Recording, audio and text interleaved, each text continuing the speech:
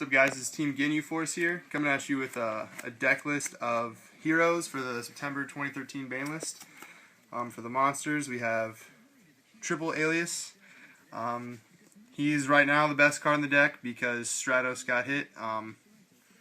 The Double Bubble, I think 3 is just a little much, 2 is just like a perfect number. The 1 Thunder King, great card main. The 1 Thrasher, it's a free special. You can always go Thrasher, Alias, and then make Omega, make Starliege. 1 Honest, because you run a ton of lights, and it's honest. Why wouldn't you run it?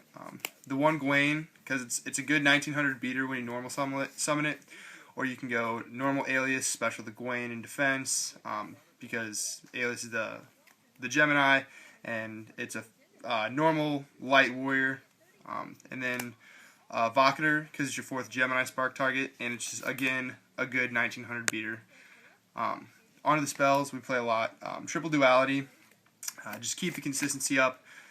Really, with this, I look to, if I have a Gemini monster in hand, I Duality for the Spark, or if I have the Spark in hand, I Duality for the monster. And then just keep the 1-for-1 removal going, because that's kind of the theme of this deck right now. Next, Triple Miracle Fusion. It's one of the best cards in the deck. I mean, why not just use your graveyard to get a Shining or whatnot? Next, Triple E-Call. Why wouldn't you play 4 Rotas? And next, Gemini Spark. Like I said, the 1-for-1 removal in this deck is great, and Gemini Spark, the fact that you get a draw off of it as well, is really great, and it kind of lets you play a little recklessly, because you can summon Alias if they have a couple back row. You can attack, because if they're gonna deprison or mirror force you, you can chain the Spark, blow up their monster, and then draw. So I really like that aspect, and it sets up your graveyard for the Miracle Fusion. Next, 3 space, because with the Spark, I like to spark their monsters rather than their back row, so I just use this for general back row removal. Next, 2 Super Polys, because it's Super Poly. Spell speed 4, it's ridiculous. On the 1-ofs, we play 1 Night Beam. I just really like it, just more back row removal, and the fact that they can't respond with that card is really great. Next, 1 Warrior Returning Alive. Even though a hero lives at 3, the main play with that card was to special the Stratos and then get the Bubble Man to hand, and I just don't like the I don't like the idea of paying half my life points for an Alias or a Bubble Man. So I just think this is really good, because if you have no cards in hand and you have a combo going, you can always Warrior Returning Alive for like a Bubble Man, special it, and then keep a combo going, stuff like that. Next, Rhoda, and the last one we play Book of Moon. Onto the traps. For me, Bubble Beat was always a really trap-heavy lineup, so it did get hurt in that aspect. But now you just rely on the Sparks and utilize those more. But for the traps, you play 2 Mirror Force. Everybody says it punish the bad players. 2 Fiendish Chains.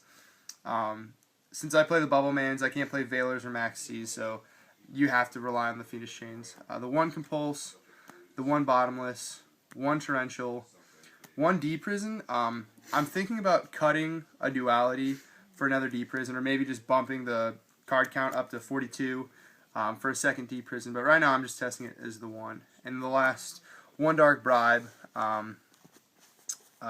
Judgment's gone. I wanted the 1 Counter Trap in there, and I didn't want to run 7 tools.